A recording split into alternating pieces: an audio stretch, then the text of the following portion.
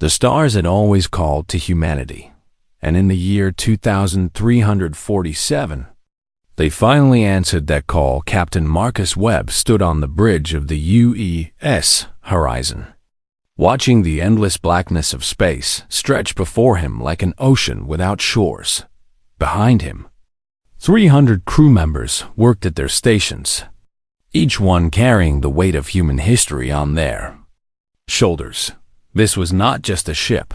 This was humanity's first step into a galaxy they had only dreamed about. Ambassador Elena Vasquez walked onto the bridge with quiet confidence in her steps. She was a woman in her 50s with silver streaks running through her dark hair and eyes that had seen too many negotiations to count, but none of those negotiations had prepared her for this moment. None of them had involved aliens. How long until we reach Kelos Prime? She asked. Webb turned to face her, his weathered face showing the smallest hint of excitement beneath his military composure. 6 hours, Ambassador, he replied. The Galactic Concordat has sent an escort to guide us through their space. Elena nodded and looked out at the viewport where 3 alien vessels flew alongside the horizon. They were beautiful in a strange way, their designs completely unlike anything humans had ever built. Curves where humans used angles, light where humans used metal. It reminded her that everything was about to change.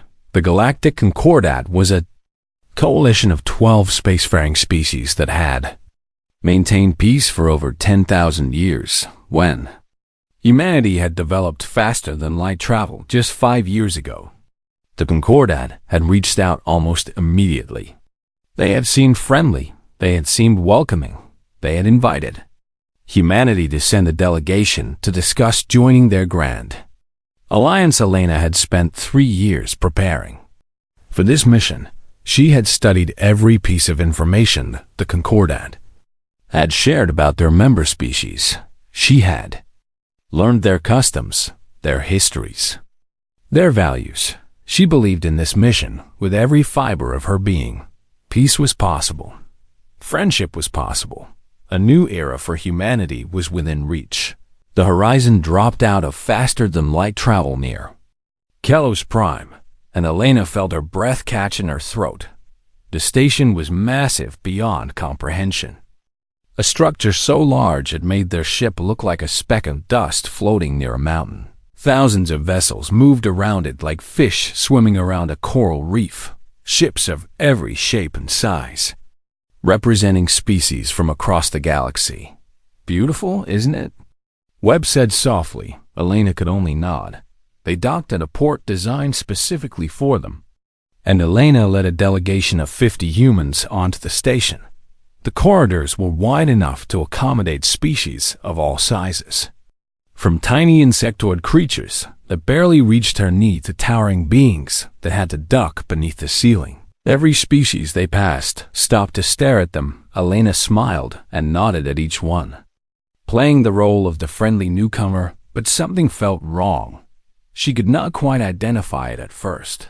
It was in the way they looked at her, not with curiosity, which she had expected, not with hostility, which she had feared. It was something else, something that looked almost like pity. The welcoming ceremony was held in a grand chamber at the heart of the station. Representatives from all 12 Concordat species sat in a circular arrangement. With an empty section waiting for humanity, Elena stepped forward and delivered the speech she had practiced 1,000 times. She spoke of humanity's desire for peace. She spoke of their hope for friendship. She spoke of the gifts they had brought. Art that showed the beauty of Earth. Music that captured the human spirit. Samples of their world's incredible biodiversity. The aliens listened politely. Some of them even seemed moved. But the Volanthi watched with a different kind of attention. The Volanthi were an ancient insectoid race with gleaming black exoskeletons and multifaceted eyes that reflected light like dark jewels. They held the most seats on the Concordat Council. They were, Elena had learned, The true power behind the alliance, their high sovereign, a massive creature named Zeleth, sat at the center of the Volanti delegation. She had not moved throughout Elena's entire speech. She had not blinked. She had simply watched with those cold, calculating eyes after the ceremony. Elena mingled with representatives from other species. A reptilian being called Kethros approached her with movements that seemed almost nervous. "Your speech was beautiful," he said in heavily accented English. "I hope you understand what an honor it is to be selected by the Concordat." "Selected?" Elena asked. "I thought we were being invited to join as partners." Kethros's scale shifted color in a way that Elena had learned indicated discomfort. "Of course," he said quickly. "Partners. Yes, that is what I meant." He walked away before she could ask more questions. Elena found similar reactions. Everywhere she went, species who seemed eager to talk would suddenly grow quiet when certain topics came up. They would glance toward the Volanti delegation with something that looked like fear. By the end of the second day, Elena's excitement had transformed into suspicion on the third day. Her suspicions were confirmed. High Sovereign Zeleth called a special session of the Concordat Council. All species were required to attend. Elena sat in the human section with Captain Webb beside her, both of them sensing that something terrible was about to happen. "Honored members of the Concordat," Zeleth began. Her voice a harsh clicking sound translated by devices embedded in the chamber walls. "We gather today to celebrate a momentous occasion." She turned her massive head toward the human delegation. "The species known as humanity has been selected for integration." A murmur ran through the chamber. Elena leaned toward Webb. "What does that mean?" she whispered before he could answer. Zeleth continued. "For 10,000 years, the Concordat has maintained peace through integration," she explained. "Younger species are welcomed into the protection of older, more advanced civilizations, where they serve and contribute to the greater good, and in return, they receive safety and guidance." Elena felt ice forming in her stomach. "They become client races," Webb said quietly. "Servants. This is not a negotiation," Zeleth announced. "This is an honor, and in 10,000 years, no species has ever refused this honor, and none ever shall." Elena stood up, her diplomatic training warring with her outraged high sovereign. She said, keeping her voice steady, "Humanity came here seeking partnership, not servitude, and we must respectfully decline this offer." The chamber fell silent. Zeleth made a sound that the translator rendered as laughter, though it held no warmth. "You misunderstand, Ambassador. And this is not an offer." Alarms began blaring throughout the station on the horizon. Crew members watched in horror as dozens of Volanti warships surrounded their vessel. Communications were jammed. All exits from the station were blocked. "You have 48 hours to formally surrender your species to Volanti oversight," Zeleth declared. "Your ship will remain here as a guarantee of your cooperation, and your world will be informed of its new status in the Galactic Order." Elena looked around the chamber at the other species. None of them would meet her eyes. They had known. They had all known, and they had said nothing because they were too afraid. The mission of peace had become a trap, and humanity had walked right into it. But as Elena looked at Captain Webb, she saw something in his eyes that the Volanti had not anticipated. She saw defiance. She saw the stubborn refusal to accept the unacceptable. She saw the same fire that had burned in human hearts throughout all of history whenever someone had tried to put them in chains.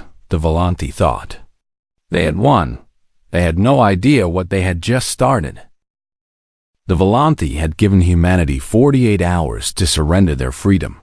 They expected those hours to be filled with panic, despair, and eventually acceptance. They had seen this pattern repeat itself dozens of times across 10,000 years. Every species reacted the same way when faced with Volanti power. First came denial, Then anger, then bargaining, and finally submission. It was inevitable. It was the natural order of things.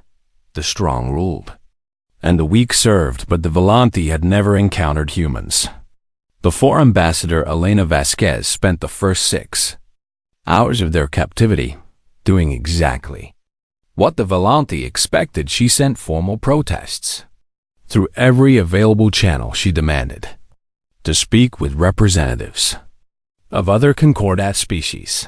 She cited ancient treaties and diplomatic protocols that the Volanti ignored completely to the watching aliens.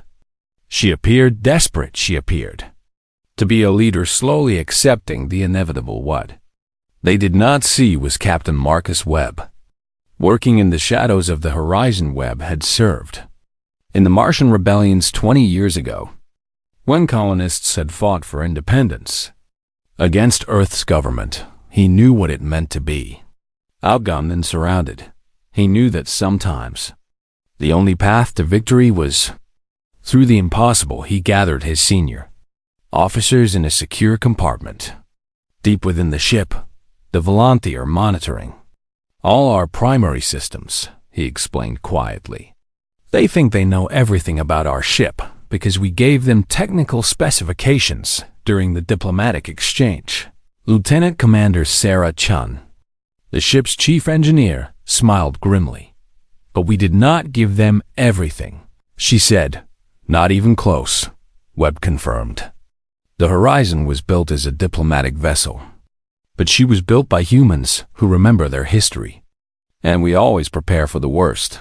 Over the next 30 hours, the crew of the Horizon worked in shifts. Engineers modified power systems in ways that would not register on Volanti sensors. Weapons officers calibrated systems that had been officially listed as scientific equipment. In the ship's manifest, pilots ran simulations in their heads, memorizing escape routes and attack patterns. Meanwhile, Elena continued her performance. She met with Volanti officials and listened to their explanations of how integration would benefit humanity. She asked questions that made her seem like she was considering acceptance. She bought time with every word, every gesture, every carefully crafted expression of uncertainty. High Sovereign Zeleth watched these proceedings with satisfaction. The humans are intelligent enough to recognize reality, she told her advisors. They will submit and they will serve us well. For I have studied their history, and they are a resilient species with much to offer. Should we be concerned about their military capabilities? One advisor asked. Zeleth made the clicking sound that served as Volanti laughter. They have one ship, she replied. We have surrounded them with 40 warships. And even if they were foolish enough to fight, their weapons are primitive compared to ours. For they are children playing at being adults. With 2 hours remaining before the deadline, Elena requested a final meeting with Zeleth. 2 leaders faced each other in a small chamber aboard the Volanti flagship. I want to understand, Elena said softly. Why do you do this, and why force other species into servitude when you could have true allies? Zeleth tilted her massive head, considering the question. You speak of allies as if equality were possible, she replied. But it is not, for the galaxy is dangerous and filled with threats you cannot imagine. And only the strong survive, and we are the strong, and by serving us, your species will survive. And if we refuse to serve, then you will be destroyed, Zeleth said simply. Not out of cruelty, but out of necessity. For a species that cannot be controlled is a threat, and threats must be eliminated. Elena nodded slowly, as if she were finally understanding. I see, she said. Then I suppose I have no choice but to give you humanity's answer. She stood up straight, all pretense of submission falling away from her like a discarded mask. Humanity does not kneel, she said, her voice carrying a strength that surprised even herself. We came here in peace, and we offered you friendship. And you answered with chains. But we reject your integration. And we reject your authority. And we reject the idea that any species has the right to enslave another. Zealous rose from her seat, towering over the human woman. Then you have chosen extinction, she declared. No, Elena replied with a smile that held no warmth. We have chosen to fight.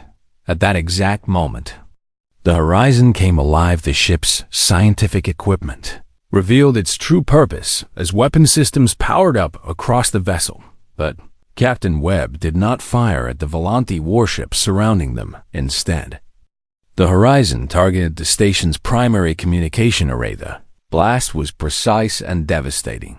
The array exploded in a shower of debris, cutting off Kelos Prime from the rest of the galaxy. In the confusion that followed, the horizon moved. Webb had studied the Volanti formation during their captivity, identifying weaknesses that the aliens did not even know they had. The ship dove toward the smallest gap in the blockade, weapons firing not to destroy, but to create chaos. Volanti commanders screamed orders at each other, but their coordination had been built on the assumption that their prey would never fight back. They had no protocols for this situation. They had no experience with a species insane enough to attack. When outnumbered 40-1, the horizon took damage. Severe damaged sections of the hull were breached. Crew members died at their stations, but the ship kept moving, kept fighting, kept pushing toward freedom. Elena had been transported back to the horizon moments before the attack began. She stood on the bridge beside Webb, watching as they broke through the blockade. We are clear, the navigation officer announced. Preparing for faster-than-light jump. Send the message, Webb ordered as the horizon prepared to flee. It broadcast on every frequency it could reach. Elena's voice echoed across the station and beyond, carried by every relay that still functioned. This is Ambassador Elena Vasquez of the United Earth Government, she announced. The Volanti have revealed themselves as tyrants who enslave other species. But humanity rejects their authority, and we are returning home to prepare our defense. And we call upon all species who value freedom to stand with us. She paused, and when she spoke again, her voice carried the weight of all human history. We are coming home, she declared. And we will not come alone. The horizon jumped to faster-than-light speed. Leaving behind a station in Cow's Elith stood in her command center. Watching the human ship disappear, she felt something she had not experienced in centuries: uncertainty. No species had ever escaped integration. No species had ever fought back and survived. The humans should have been crushed easily. But they had been unpredictable. They had been reckless. They had been willing to die rather than submit. High Sovereign, one of her advisors said nervously. What are your orders? Zeal turned her cold eyes toward her subordinate. Prepare the armada, she commanded. We will go to their homeworld, and we will teach them what happens to species that defy us. And when we are finished, humanity will serve, or humanity will cease to exist. But even as she gave the order, a small voice in her mind whispered a warning. The humans had done the impossible once. What if they could do it again? Far away, the damaged horizon limped through space toward Earth. Captain Webb looked at his wounded ship and his exhausted crew. They had lost 47 people in the escape. 47 humans who would never see home again. Was it worth it? Elena asked quietly. Webb thought about the message they had sent. He thought about the look in the eyes of those other species at the station. The ones who had been afraid. The ones who had been ashamed. The ones who had watched humanity fight and felt something stir in their hearts. Ask me again in 6 months, he replied, when we find out if anyone answers our call. The horizon flew on through the darkness, carrying hope and defiance toward a home that did not yet know the storm that was coming. The horizon arrived at Earth trailing. Smoke and debris. Emergency crews rushed to meet the ship as it limped into orbit around humanity's homeworld. News of what had happened at Kelos Prime spread across the planet within hours. The Reaction was not what the Volanti would have expected. There was fear. Certainly, there was anger and grief for the 47 crew members who had died in the escape. But beneath all of that, there was something else. There was determination. The United Earth government convened an emergency session within days of the Horizon's return. Leaders from every nation gathered to hear Ambassador Vasquez's report. She told them everything. The trap, the ultimatum, the escape, and the threat that now hung over all of humanity. The Volanti will come, she warned them. We do not know exactly when, but they will come. And they will bring an armada larger than anything we can imagine. And they will expect us to surrender or die. President Chen Wei of the United Earth government looked out at the assembled leaders. How long do we have? He asked. Captain Webb, now officially promoted to Admiral, stepped forward. Based on what we know of Volanti military protocols, they will need time to assemble their full armada, he explained. We estimate 6 months, perhaps less. And how many ships do we have? Webb's expression was grim. 112 combat-capable vessels, he replied. Plus another 50 that could be retrofitted for war if we work around the clock. The numbers hung in the air. Like a death sentence, 160. Ships against an empire that had conquered the galaxy. But President Chen did not. Despair. Then we have 6 months to build more ships, he declared. 6 months to train more pilots and 6 months to prepare the greatest defense in human history. The work began immediately, every shipyard on Earth. And in the colonies operated at maximum capacity factories that had produced civilian goods, converted to military production scientists who had spent their careers on peaceful research, turned their minds toward weapons and shields and armor. Humanity had always been at its best when facing impossible odds. This was no different. 3 weeks after the Horizon's return, something unexpected happened. A ship appeared at the edge of the solar system. It was not Volanti. Admiral Webb led a small squadron to intercept it. Prepared for anything, what he found changed everything. The ship was Rethani, one of the reptilian species that Elena had met at Kelos Prime. A delegation came aboard Webb's vessel, led by an elder named Kethros, the same being who had warned Elena about being selected. We received your message, Kethros said, his scales shifting colors with emotion. The one your ambassador broadcast during your escape. And you came all this way to tell us that? Webb asked cautiously. Kethros lowered his head in what Webb recognized as a gesture of shame. 3,000 years ago, my people were like you, he explained. We were proud and free, and when the Volanti came, our ancestors fought back, but we lost, and since then, we have served the Volanti as a client race. He raised his head, and his eyes burned with something fierce. But we never forgot, he continued.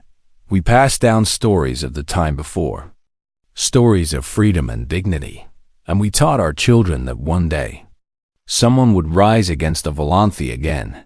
Kethros stepped forward and placed his clawed hand over his chest in a formal gesture. You have shown us that resistance is possible, he declared. The Rethani stand with humanity. Webb felt a spark of hope ignite in his chest. How many ships can you bring? He asked. 47 warships, Kethros replied. It is not much, but we are skilled warriors. And we remember how to fight. It was not much against an armada of hundreds of thousands, but it was not nothing, and it was only the beginning. Over the following weeks, more ships arrived. The crystalline Variks came next. Beings made of living mineral who had been integrated 5,000 years ago. They brought 60 vessels and technology that could enhance human shields by 300%. The aquatic Thalani followed.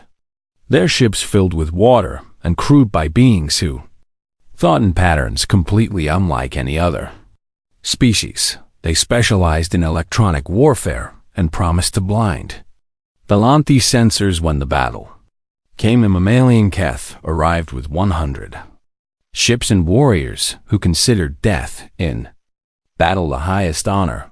They had been waiting for centuries for a cause worth dying for. Each delegation told similar stories.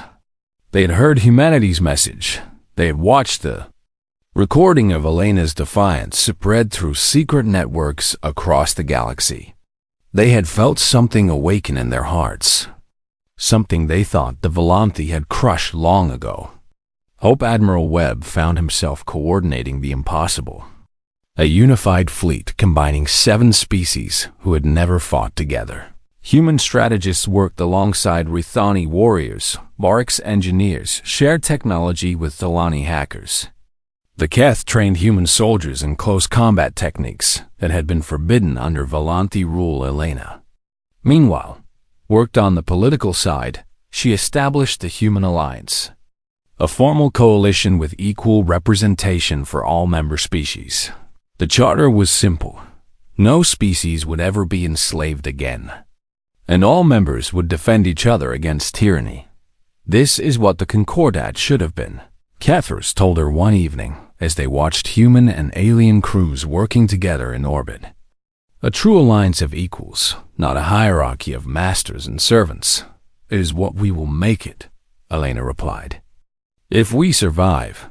That question grew more urgent with each passing day. 4 months after the Horizon's return, scouts reported movement in Volanthi space. The Armada was assembling 5 months in. They had confirmation. 300,000 ships were preparing to launch. High Sovereign Zeleth had decided to make an example of humanity. She was bringing everything, Admiral. Webb called a meeting of all Alliance commanders aboard the newly constructed flagship. To use defiance, he looked around the room at the faces of beings from 7 different species. United by a common cause, the Volanthi will arrive in approximately 3 weeks, he announced. They outnumber us 40 to 1, and their technology is superior to ours in almost every way. He paused, letting the weight of those words settle. By every reasonable calculation, we should lose this battle, he continued. But I have learned something in my years of service. Something that every human knows in their bones. He stood straighter, his voice carrying the conviction of his species. Reasonable calculations do not account for the strength of beings who have decided they would rather die than live as slaves, he declared. They do not account for the fury of species who have been oppressed for thousands of years. And they do not account for the power of hope. Around the room, alien commanders began to stir. The Rithani general bared her teeth in what humans had learned was a fierce smile. The Vorix ambassador pulsed with light that indicated agreement. The Keth warriors stamped their feet in approval. The Volanthi think they are coming to crush an upstart species, Webb concluded. They think this will be easy, but they are wrong. Because they are not facing humanity alone, and they are not facing species who have accepted defeat. They are facing the galaxy awakened. And we will show them what free beings can do. The Alliance commanders roared their approval across the solar system. Crews prepared their ships. Human pilots flew alongside. Rithani wingman Vorix engineers made final adjustments to Thalani sensor arrays. Keth warriors sharpened their blades and sang songs of glory in the darkness beyond. The Volanthi Armada began its journey, 300,000 ships carrying millions of soldiers. All confident in their inevitable victory, they had no idea what was waiting for them. They had no idea that the galaxy had finally decided to fight back, and at the heart of it all, a small species from a small planet refused to accept the impossible, because that was what humans did. They looked at the impossible and said, no. And sometimes, against all odds, the impossible blinked first. They came like a swarm of locusts darkening the sky. 300,000 Volanthi warships emerged from faster-than-light travel at the edge of human space. Their arrival creating ripples in the fabric of reality that sensors detected across the entire solar system, Admiral. Webb stood on the bridge of the U.S. Defiance, watching the enemy fleet appear on his tactical display. Each dot represented a vessel of destruction together. They formed a cloud that seemed to blot out the stars themselves. "All ships report ready," his communications officer announced. "The Alliance fleet awaits your orders." Webb looked at the numbers one final time. The Human Alliance had assembled just under 8,000 vessels. They were outgunned 40-1 by any reasonable calculation. They had already lost. Webb smiled. "Signal all ships," he commanded. "Execute Operation Awakening." The Alliance fleet had been positioned at the edge of the asteroid belt, using the rocks and debris as natural cover. Now they began to move, spreading out informations that the Volanthi had never seen before. It was not a defensive formation. It was not the desperate clustering of a species preparing to die. It was an attack pattern. High Sovereign Zelith watched from her command ship at the center of the Volanthi armada. She had expected the humans and their pathetic allies to cower behind their planet, to beg for mercy, to finally accept the inevitable. Instead, they were advancing. "Interesting," she murmured to her advisors. "They choose to die quickly rather than slowly. And I suppose we should respect their courage, even as we crush them." She gave the order to engage. The two fleets collided in the darkness between Mars and Jupiter. What followed would be remembered as the Battle of Sol, the largest space engagement in galactic history. The Volanthi expected the Alliance to fight like every species they had conquered before, defensively, desperately, trying to buy time for civilians to escape. Instead, the humans did something insane. They attacked squadrons of small, fast human fighters, punched through Volanthi formations with reckless aggression. They were not trying to destroy enemy ships. They were not even trying to survive. They were creating chaos. Human pilots had been trained in a new doctrine that Webb had developed specifically for this battle. They called it controlled madness. The idea was simple. The Volanthi had 10,000 years of military experience, and they had tactics and strategies that had never failed. So do not fight their battle, make them fight yours. A squadron of fighters led by Commander David Park dove straight toward a Volanthi command ship. They took heavy losses. Half the squadron destroyed in the first 30 seconds, but the survivors reached their target and unleashed their weapons not at the ship's hull but at its communication arrays. The command ship went blind, unable to coordinate with its subordinates across the battlefield. Similar attacks unfolded. Human pilots targeted supply vessels, leaving Volanthi warships without fuel and ammunition. They attacked communication relays, fragmenting the enemy's ability to work together. They sacrificed themselves to create confusion in a fleet that had never experienced true chaos. The other Alliance species followed humanity's lead. Rithani remembered ancient ambush techniques that their ancestors had used before integration, tactics that the Volanthi had forbidden for 3,000 years. They hid among the asteroids and struck at isolated enemy ships, vanishing before reinforcements could arrive. The Vorix weaponized their crystal-based technology in ways the Volanthi had never anticipated. They created energy fields that disrupted Volanthi weapon systems, turning powerful warships into helpless targets. The Thalani infiltrated enemy computer networks using logic patterns so alien that Volanthi security systems could not recognize them as threats. They spread false orders and corrupted targeting data. Volanthi ships began firing on each other. The Keth warriors boarded enemy vessels in brutal close quarters combat. They were outnumbered on every ship they attacked. They did not care. They sang their death songs and fought with a fury that terrified even the hardened Volanthi soldiers. The battle raged for 11 days. 11 days of constant combat, of ships dying in fire and vacuum, of crew members fighting until they had nothing left. The Alliance took terrible losses.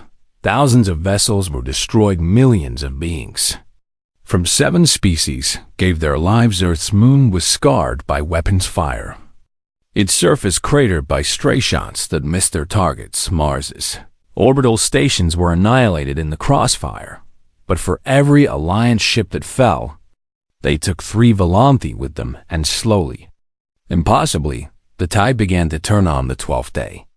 Something happened that no one had predicted. A Volanthi battle group at the edge of the fighting stopped attacking. Their weapons went silent, their engines cut power, and they transmitted a message that spread through both fleets like wildfire. "We will not fight for tyrants anymore," the commander of the battle group announced. "We have watched these species fight and die for their freedom, and we are ashamed of what we have become." Other Volanthi ships began to respond. Not all of them, not even most of them, but enough. Entire squadrons refused orders to continue the attack. Some even turned their weapons on their own commanders. The Volanthi Armada, which had seemed invincible just hours before, began to fracture. High Sovereign Zelith raged aboard her flagship as she watched her empire crumble. She ordered the dissenters destroyed. She threatened execution for any commander who showed weakness, but her threats no longer held the same power. Her soldiers had seen something they had never seen before. Beings who would rather die than submit, and that image had awakened something in hearts that had been cold for millennia. Admiral Webb saw the chaos spreading through the enemy fleet. He knew this was their moment. "All ships," he commanded, "focus fire on the Volanthi flagship and end this now." The Alliance fleet surged forward. What remained of human squadrons led the charge, supported by Rathani warships and Vorax energy projectors. They carved a path through the confused enemy formation. Pushing toward the heart of the armored Axolith's flagship was massive. A vessel the size of a small moon, bristling with weapons. It destroyed dozens of Alliance ships as they approached, but they kept coming. Webb pushed the Defiance to its limits, his ship taking damage that would have destroyed any other vessel. Warning alarms screamed across the bridge hull. Breaches appeared in multiple sections. Still, he pushed forward. "Admiral," his first officer reported, "we have lost engine control, and we are locked on a collision course with the enemy flagship." Webb looked at the tactical display. He saw his ship, crippled and burning, hurtling toward Zelith's command center. He thought about Elena, still on Earth, waiting to hear if humanity would survive. He thought about all the species who had joined there, because he thought about the future they were fighting for. Then, "Let us make it count," he said quietly.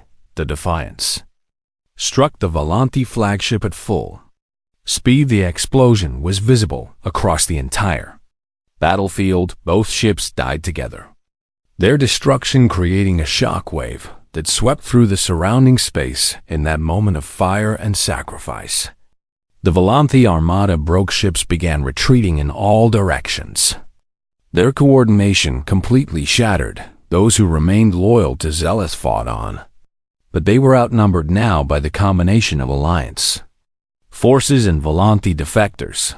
The battle was not yet over. Fighting would continue for 3 more days as Alliance ships hunted down the remaining resistance, but the outcome was no longer in doubt.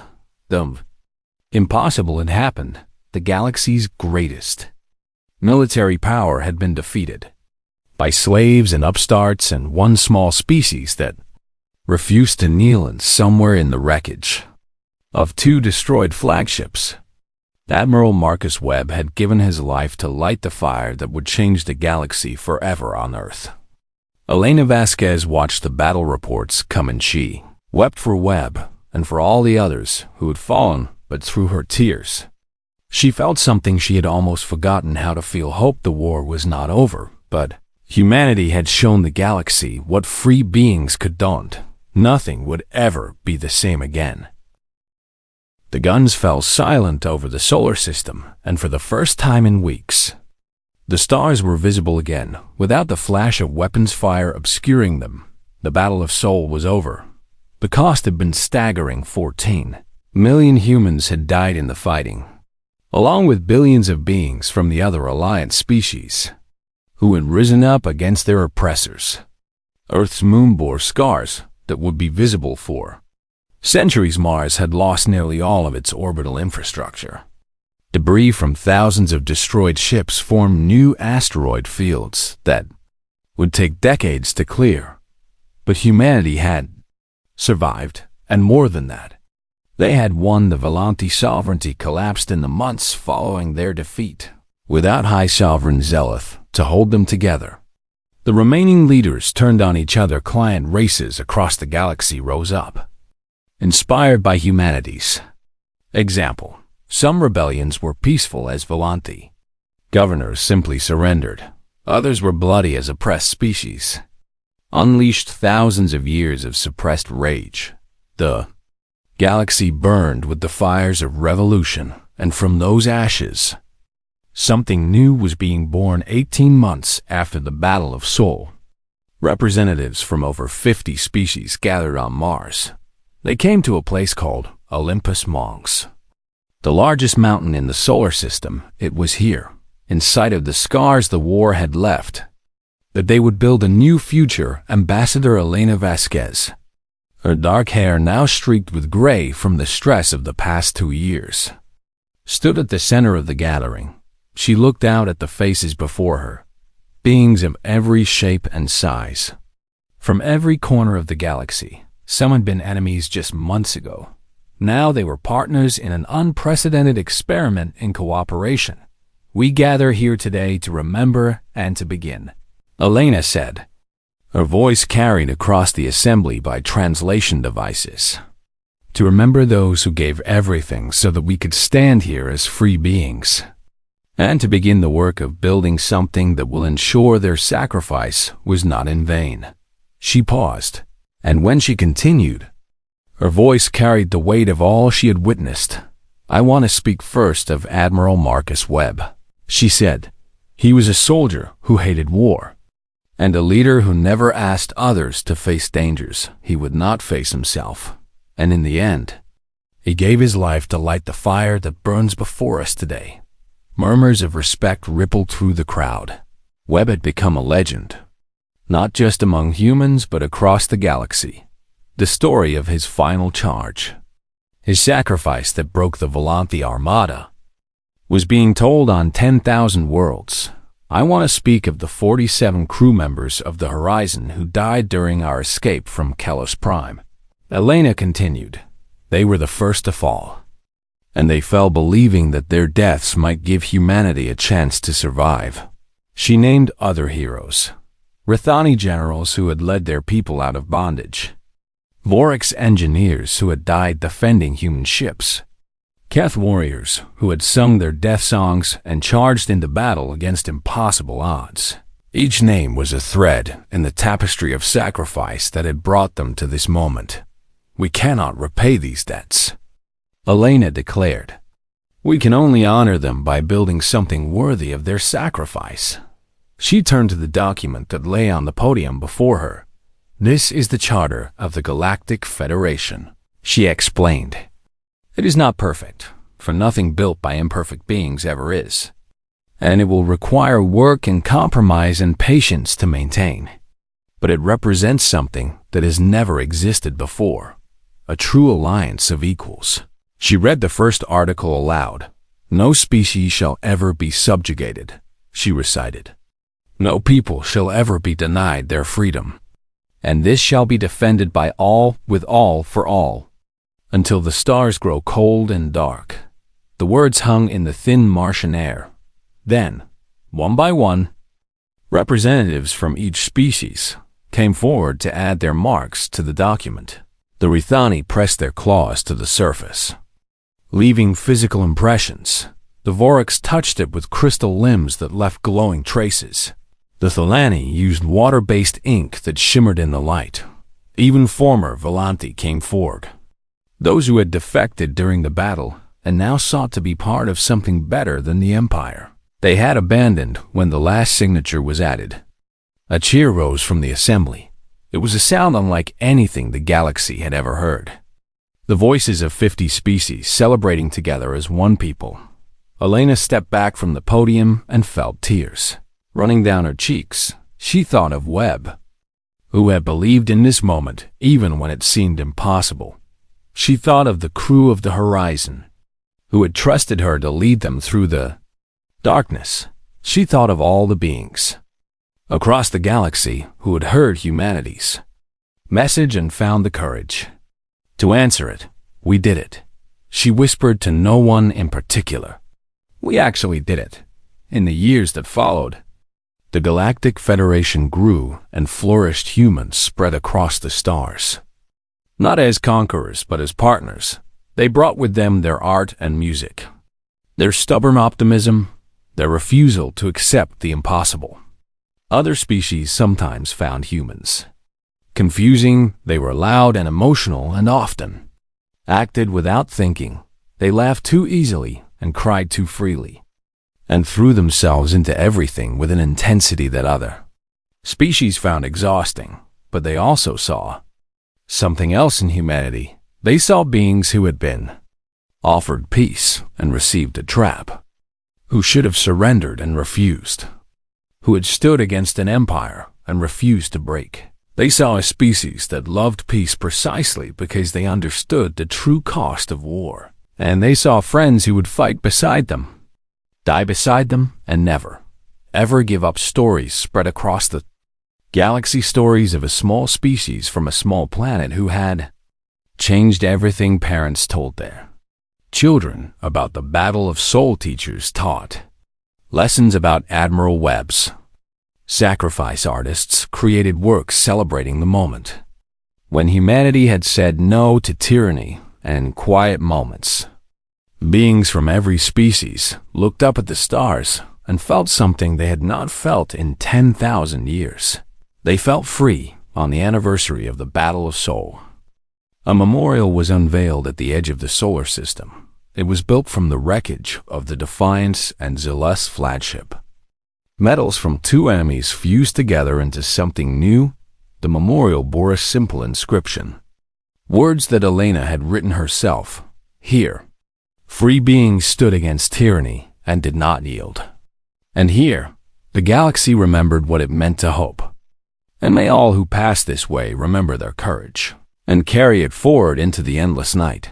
Elena visited the memorial every year until she was too old to make the journey on her final visit. She stood before it with her great-grandchildren, children who had never known a galaxy ruled by fear. Did you really do all that? One of them asked. Did you really stand up to the Volanti all by yourself? Elena laughed softly. Not by myself, she replied. Never by myself, for I had the crew of the Horizon and Admiral Webb and all the brave beings who answered our call. And most importantly, I had humanity behind me. She looked up at the stars, bright and clear and full of possibility. We came to the stars seeking peace, she said. And we found war instead. But in fighting that war, we discovered something wonderful. That the spirit of freedom lives in every heart, on every world, across every species. And the Volanti tried to extinguish that spirit. And they failed, because when they attacked one of us, they discovered they had attacked all of us. Her great-grandchildren listened with wide eyes. They would grow up in a galaxy of equals, never knowing the fear that had once gripped so many species. That was the future Elena had fought for. That was the future humanity had won. As she prepared to leave the memorial for the last time, Elena placed her hand against the cold metal. Thank you, Marcus, she whispered. Thank you for believing when I had lost hope. And thank you for showing the galaxy what humans are made of. She turned away and walked back toward her ship, leaving the memorial to stand its eternal vigil behind her. The stars burned on, and somewhere in the vast reaches of space, new species were taking their first steps toward the heavens. They would find a galaxy very different from the one humanity had entered just decades ago. They would find friendship and partnership and the promise of peace. They would find the legacy of a small species that had changed everything, and they would learn the lesson that the Volanthi had learned. Too late. Never underestimate humanity, because humans do not kneel. They do not surrender. They do not accept the impossible, and when you threaten what they love, they will move the stars themselves to protect it. That was the gift humanity gave to the galaxy. That was their legacy, and it would shine on long after the last human had returned to stardust, forever and always. A light in the darkness, a hope that would never die.